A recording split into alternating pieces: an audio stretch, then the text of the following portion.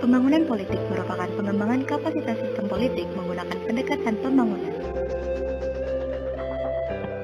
Perkembangan pembangunan politik merupakan usaha memahami perubahan sosial politik di negara yang sedang berkembang.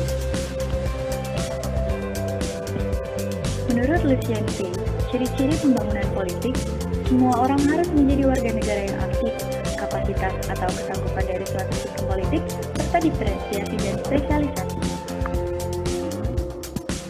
Kapabilitas ekstraktif, distributif, regulatif, simbolik, responsif, serta dalam negeri dan internasional.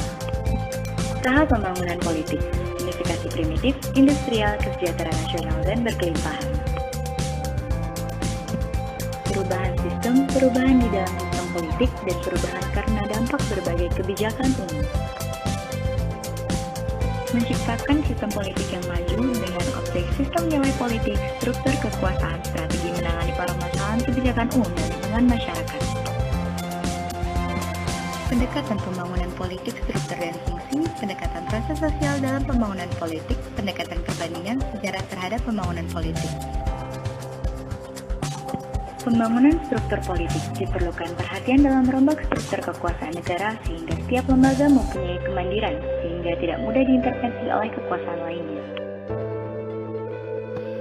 Kesadaran hukum bermasyarakat harus dijunjung tinggi agar antar keduanya dapat saling berkesinambungan dengan baik dan lancar. Keikutsertaan warga dalam berbagai proses politik merupakan salah satu partisipasi politik.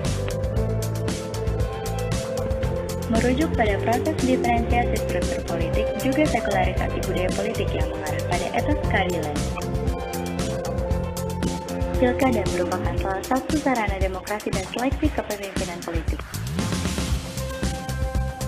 Integrasi politik merupakan pembentukan bagian dari suatu bangsa menjadi satu kesatuan, dan integrasi nasional merupakan bersatunya suatu bangsa dalam sebuah negara yang berdaulat.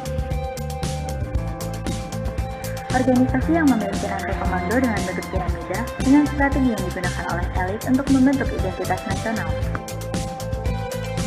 Paham yang memegang teguh hal-hal yang dibawa sejak kecil dengan jenis-jenis suku, agama, dan kedaerahan.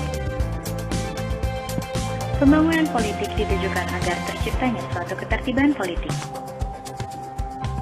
Thank you for watching.